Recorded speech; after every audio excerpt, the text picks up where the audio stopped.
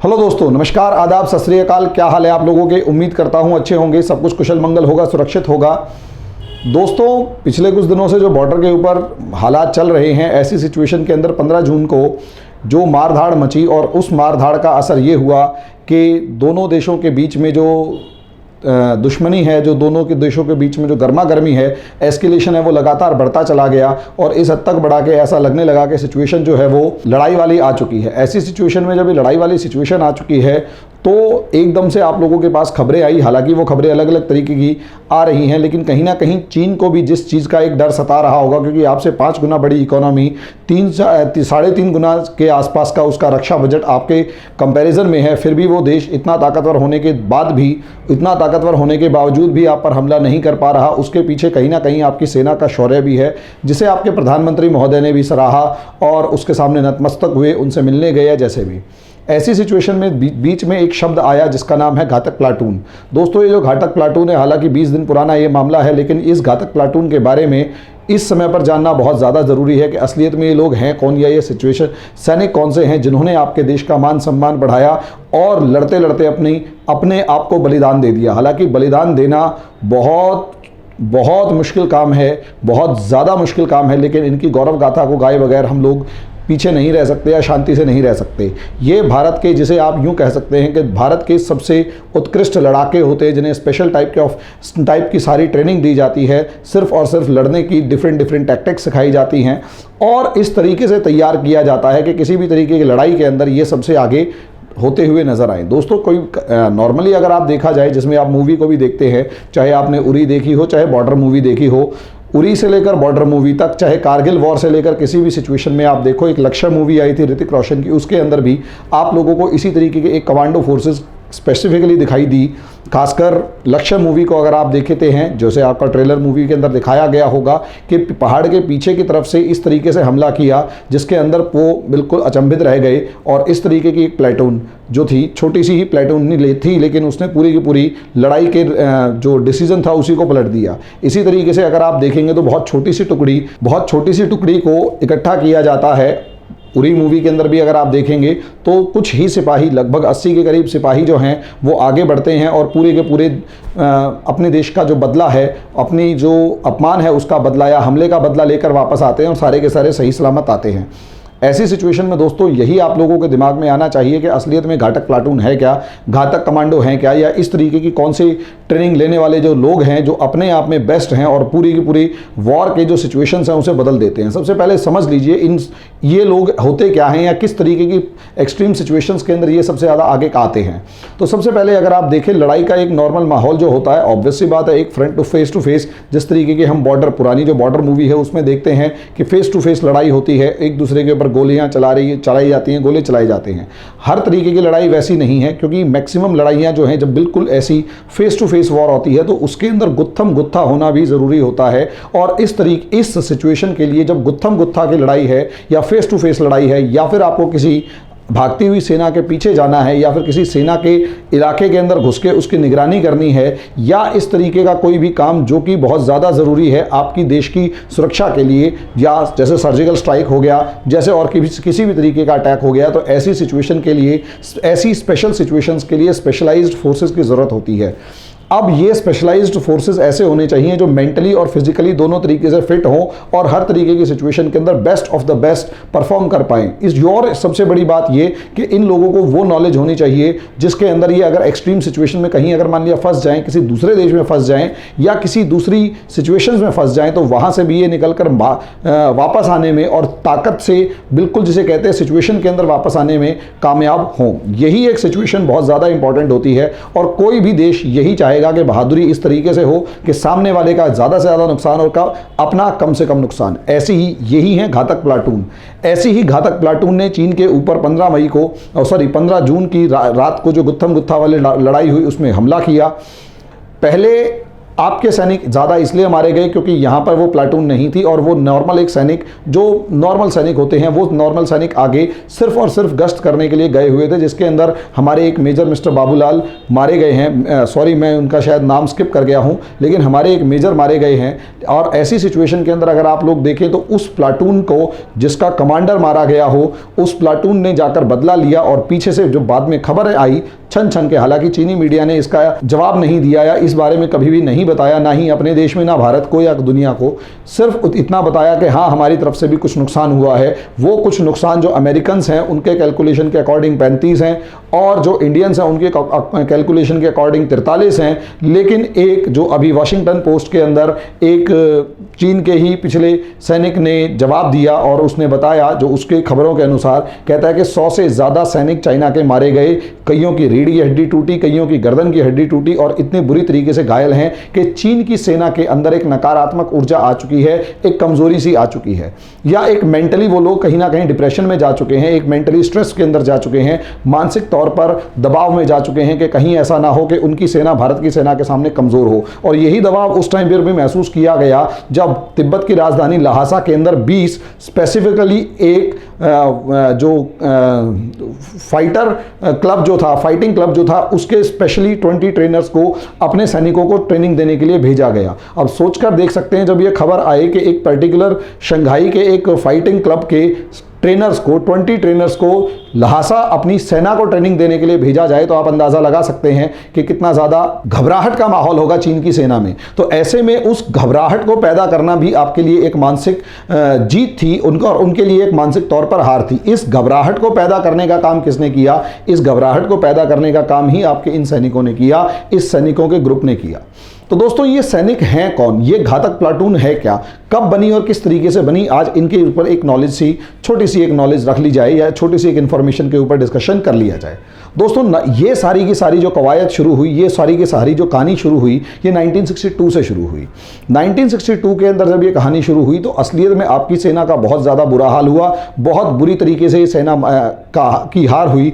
बहुत बड़े इलाके पर चीन ने कब्जा कर लिया और इतने बड़े इलाके पर कब्जा करने के बाद चीन आपके ऊपर, जिसे कहते हैं कि आपकी सेना का जो मनोबल था वो सबसे निचले स्तर पर था। ऐसी सिचुएशन के अंदर आप ये देखिए, आपकी सेना, ऑब्वियस सी बात है, रिवाइवल जनरल कॉल को हटा दिया गया, मेनन को इस्तीफा देना पड़ा और जो आपके रक्षा मंत्री मेनन थे इस्तीफा देना पड़ा। जवाहरलाल नेहरू अपने आप खुद दबाव में बहुत ज़्यादा थे।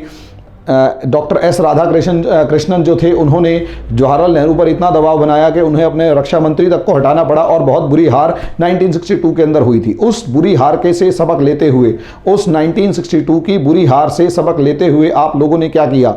आपकी सेना ने सबसे पहले ये काम किया कि छोटी छोटी एक स्पेशल टुकड़ी बनाई गई और उनको नाम दिया गया कमांडो टुकड़ियां। छोटी छोटी कमांडो टुकड़ियां बनाई गई जिन्हें कमांडो फोर्स या अलग अलग नामों से जाने लगा। धीरे धीरे ये इस कमांडो टुकड़ियों में देश के सब, मतलब जो सेना के जो वो यूनिट होती है, उस यूनिट के सबसे ज़्यादा हष्टपुष्ट और सबसे ज़्यादा ताकतवर, सबसे ज़्यादा मानसिक रूप से स्ट्रॉन्ग सैनिकों को उसके अंदर भर्ती किया जाने लगा और ये स्पेसिफिकली उन फोर्सेस के लिए, उन कामों के लिए ट्रेन की जाने लगी जो कि मतलब आगे बढ़कर युद्ध करने में माहिर हों। शुरुआत जब की गई तो इसी का असर 1965 की लड़ाई में भी देखा, जब इन जो कमांडो फोर्सेस थी जो स्पेशली ट्रेंड होती थी, इनके पास हथियार भी बेहतर किस्म के होते थे, लड़ने के अंदर भी आगे होते थे और हर चीज़ में, तो इन कमांडो फोर्सेस ने हर कदम के ऊपर 1965 के अंदर सबसे ज़्यादा आगे बढ़कर हमला किया, सबसे ज़्यादा आगे बढ़कर जो दबाव डाला पाकिस्तान पर। और सोचिए इनकी ये कमांडो फोर्स तो पूरी की पूरी लड़ते लड़ते पूरी रात लड़ते लड़ते सुबह लाहौर पहुँच गई। अब ऐसी सिचुएशन के अंदर अगर एक पूरी फोर्स सुबह 30 किलोमीटर का क्रॉस करके लाहौर पहुंच जाए तो हालात क्या होंगे? हालात बहुत इस तरीके के थे, हालात इस तरीके के थे कि पाकिस्तान दबाव में आ गया और सीज फायर करने के ऊपर आ गया।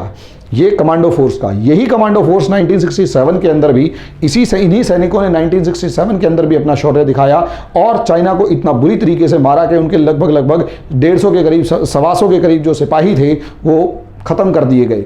ये और ज़्यादा मजबूत होती चली गई फोर्सेस, और जब इंदिरा गांधी के टाइम पर ये फोर्सेस और मजबूत हुई, और उसके बाद अगर आप देखें सियाचिन का मामला हुआ, चाहे कारगिल वॉर का मामला हुआ, कारगिल वॉर के मामले में भी इन्हीं कमांडो फोर्सेस ने, इन्हीं सियाचिन ग्लेशियर, सियाचिन की लड़ाई के बाद इनको और ज़्यादा ताकतवर बनाया जाने लगा, और ताकतवर इस तरीके से बनाया गया कि इनको स्पेशलाइज्ड ट्रेनिंग दी गई, और बीच में कहीं ना कहीं किसी ना किसी के मतलब जो भी इनका प्रोसेस रहा हो, इनका नाम बदलकर घातक सेना कर दिया गया, घातक प्लाटून कर दिया गया। पहले इसका नाम कमांडो प्लाटून था, अब ये कमांडो की जगह हिंदी में घातक। घातक शब्द का मतलब ही होता है वेरी डेंजरस, वेरी एग्रेसिव।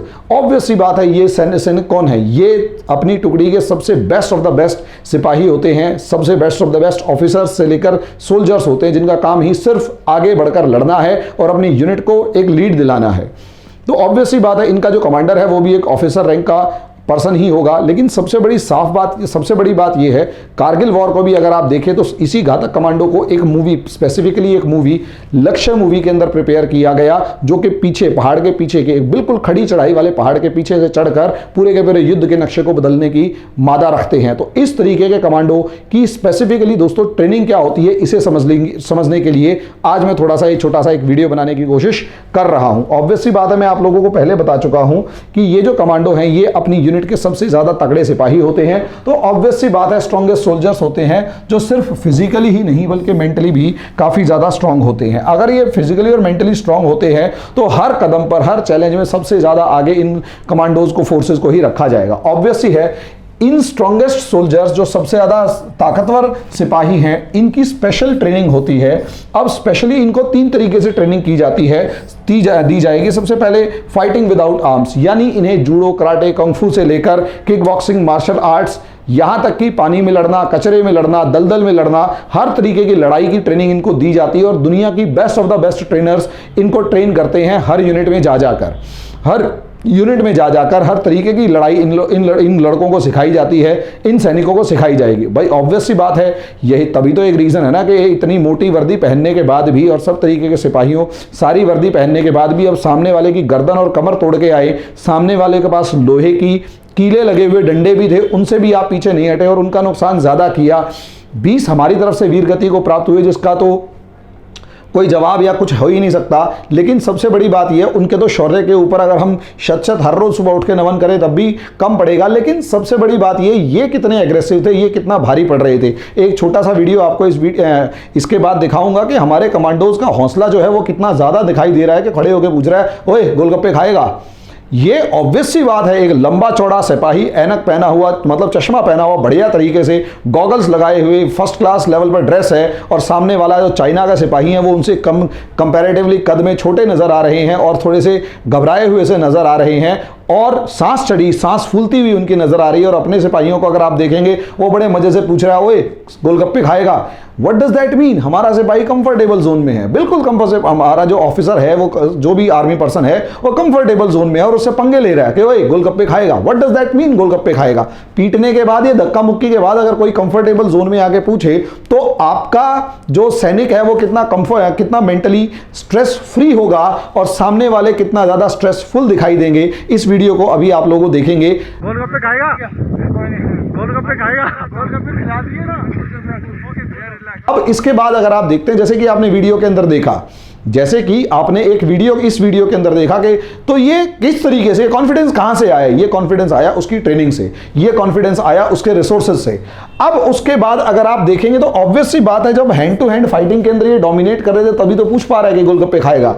उसके बाद आप देखेंगे डेंजरस कॉम्बैट ऑपरेशन, जैसे आपका सर्जिकल स्ट्राइक है, डेंजरस कॉम्बैट ऑपरेशन है। मान लिया दूसरे के इलाके में घुस के उसकी इंफॉर्मेशन निकाल के लाना है, तो इन दोनों तरीके के जो ऑपरेशंस हैं, इन्हीं के अंदर सर्वाइवल ट्रेनिंग इनको स्पेसिफिकली दी जाती है। सर्वाइवल ट्रेनिंग का मतलब ये होता है कि वर्स्ट सिचुएशन में भी आप सर्वाइव कैसे कर पाएं, जिसके अंदर भले ही आपको मैप समझना हो, चाहे आप राशन खत्म हो चुका है, रोटी है नहीं, ऑपरेशंस जो हैं वो रिमोट एरियाज के अंदर कर रहे हैं या एक्सट्रीम एरियाज में कर रहे हैं। रिमोट एरियाज का मतलब जैसे अपने इलाके से दूर। सर्जिकल स्ट्राइक इसका बेस्ट एग्जांपल है कि हेलीकॉप्टर ने आपको उतार दिया, वहां पर मे बी पॉसिबल ऐसा हो सकता था कि सामने वाले भी आपको उतना रिटेलिएट करते, क्योंकि थी, आपकी ट्रेनिंग अच्छी थी, लेकिन कभी कभार क्या होता है कि सामने वाला अच्छी पोजीशन में होता है और आपको नुकसान ज़्यादा होता है। ऐसी सिचुएशन में ना तो आप रिट्रीट यानी पीछे टैक्टिकल रिट्रीट कर सकते, ना तो आप टैक्टिकली पीछे हट सकते, ना आगे बढ़ सकते, आपको इधर उधर डिस्पर्स हो जाना पड़ता है। ऐसी सिचुएशन में भी आप अगर बच के निकल के आने की कोशिश करें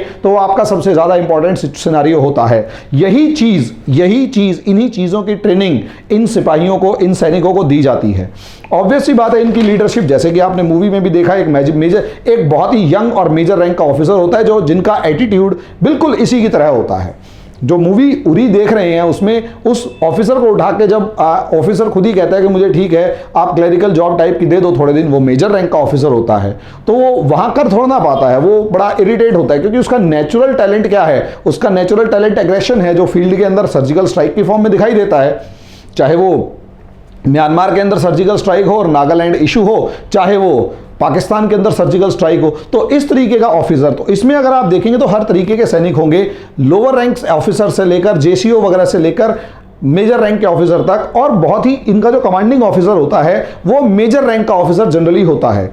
और सबसे बड़ी बात, ये जो घातक कमांडो हैं इनकी सबसे बड़ी इंपॉर्टेंट, भाई ऑब्वियस सी बात है, बार बार कहा कि कारगिल वॉर से लेकर सर्जिकल स्ट्राइक के मामले के अंदर, और इन्हीं घातक कमांडो ने चाइना के लोगों की, चाइना की सेना का मनोबल तोड़ के रख दिया। सोचकर देखिए, पूरी की पूरी सेना का मनोबल तोड़, भाई मनोबल यही तो होता है कि 20 वर्सेस 105, अरे 3 गुना बजट का क्या किया जाएगा, 3 गुना मिलिट्री बजट, उसका क्या किया जाएगा, 5 गुना आपका टोटल जीडीपी, उसका क्या करोगे जब आपके सिपाही, सामने वाले का एक सिपाही तुम्हारे 5 के बराबर है, हो सकता है 10। अभी एक हमारे सिख सोल्जर का वहां पर डिस्क्रिप्शन आया जिसने बताया जिन्होंने अपनी कृपाण से 12 चीनियों की गर्दन काटी, अकेले एक सिख सैनिक ने 12 सिपाहियों की 12 चीनियों की गर्दन काट दी। तो ये जितना एग्रेसिव, ये जितना जो देश के बिल्कुल नौजवान हैं उनको अगर आप देखेंगे तो ये आपकी घातक प्लाटून का ही हिस्सा है। इनकी शौर्य को शत नमन, इनके सेक्रीफाइस को शत नमन, और आप सेफ हैंड्स में हैं, आप सेफ हैंड्स में हैं। तो ये एक छोटा सा सेक्शन मैंने आप इनके चरणों में अर्पित किया कि इनकी ट्रेनिंग वगैरह किस तरीके से होती है क्या। तो दोस्तों, ये वीडियो अगर समझ में आया हो, अच्छा लगा हो तो लाइक करें, सब्सक्राइब करें, शेयर करें, और हमारे इन सैनिकों को शत नमन जिन्होंने हमारी रक्षा के लिए अपने प्राण गंवाए। और सबसे ज़्यादा इम्पॉर्टेंट ये कि ये आज भी डटे खड़े हैं बॉर्डर के ऊपर, और हम लोग तभी सुरक्षित महसूस कर रहे हैं, और हमारा इतना बड़ा जो दुश्मन है वो पीछे हटने के लिए बात कर रहा है। धन्यवाद।